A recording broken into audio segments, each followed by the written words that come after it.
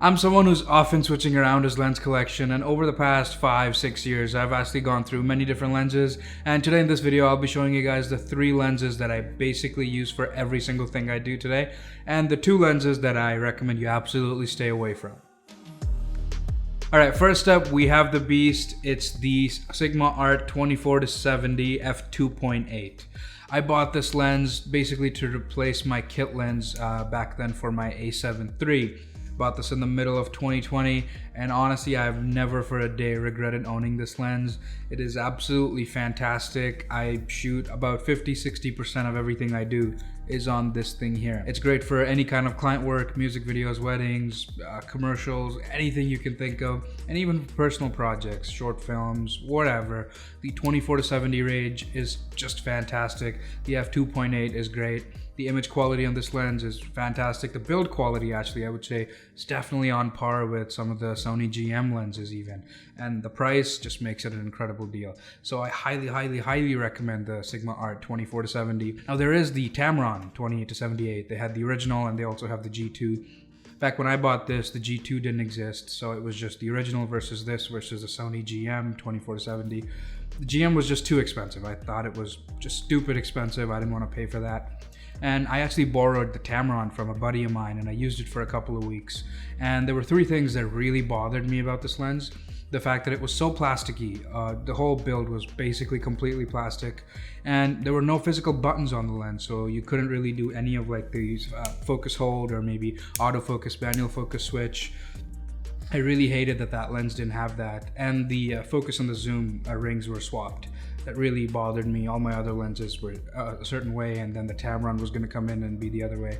So I actually paid, I think, $200-300 more for this lens. It's still half the price of the GM, but it's slightly more expensive than the Tamron, but I think it's well worth it. The build quality, just image quality, everything about this lens I think is just superior than the Tamron. Again, if you have the Tamron, great. I'm sure it's serving you well, but for me personally, I knew those 3 things would bother me every single day, so it was better to shell out the little bit of extra cash for the Sigma. Next up, we actually have one of Sony's oldest lenses and one of my oldest lenses as well. I picked this up right after, of course I got the kit lens with the camera, and then I picked this lens up first. This is the Sony 85mm f1.8. Again, I've had this since 2018. Actually, this is not the exact copy because I sold it in the middle when I got my first A7 IV.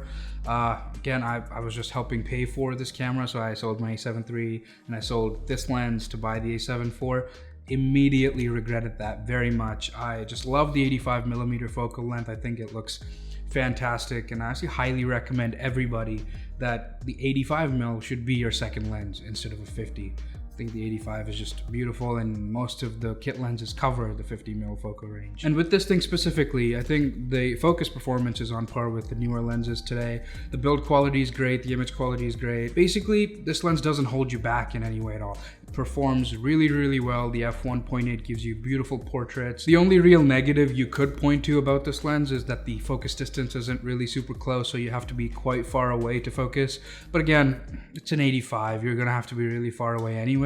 But yeah, if you're looking for any kind of macro capability, you're not getting that out of this lens. You're gonna have to get the 90mm macro probably for that. But other than that, fantastic lens, highly recommend it. Last but definitely not least is actually the lens you're looking at right now. This is the 20mm f1.8. Yep, another prime. I needed a third lens for 3 very specific reasons. Number 1, I wanted to vlog with the lens possibly, and I wanted to do some real estate work with it potentially because I wanted to expand my business a little bit. And thirdly, I wanted to shoot these YouTube videos, and this is a very small room that I'm in. I think it's like 9x10. So I really wanted a wide angle lens that could, basically capture as much as possible and make this space look bigger than it actually is.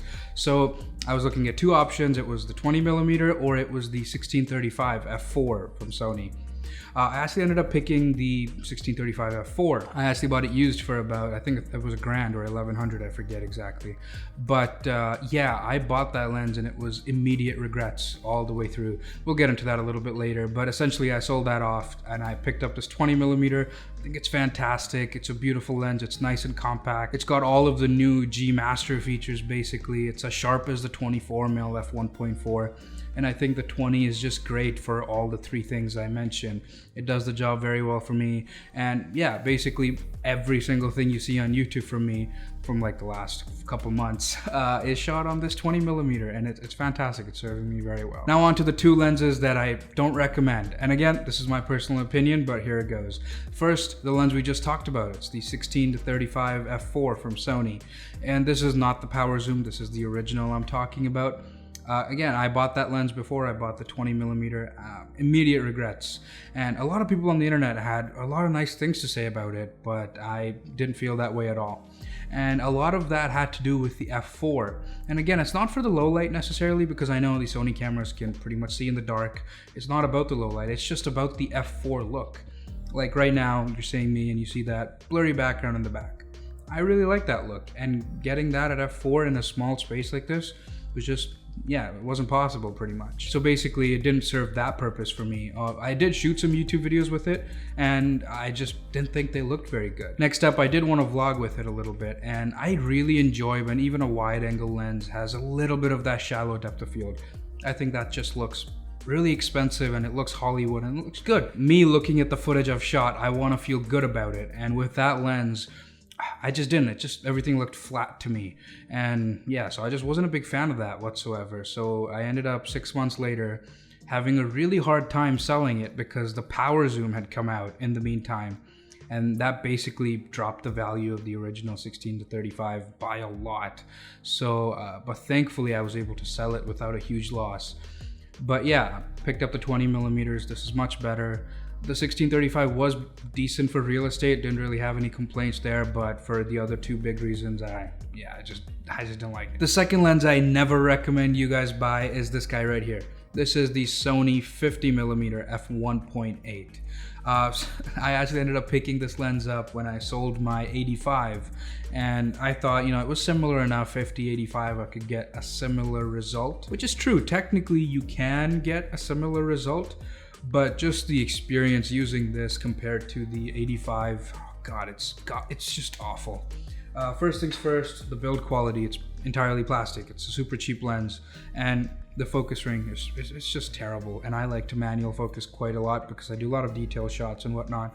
This was just terrible. And the lens actually has external focusing, so the inside of the lens actually moves, and you can kind of see it from the outside when it focuses. And it's so loud. The focus is just so loud, and the image quality was terrible. There's so much chromatic aberration, so much fringing happening all over the frame. Like me personally, I'm one of those guys, I don't really care. Like I think most modern lenses are just decent and they're not gonna disappoint you.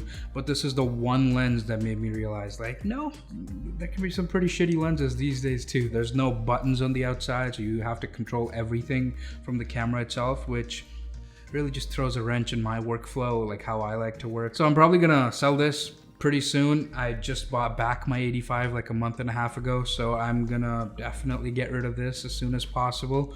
But yeah, don't recommend this lens. Don't recommend the 16-35. The 20mm, lovely lens. The 85, absolutely fantastic. And of course, the workhorse, definitely recommend the 24-70 Sigma Art. Anyways guys, if this video helped you out, don't forget to leave it a like, subscribe for more videos like this, and I'll see you guys next time.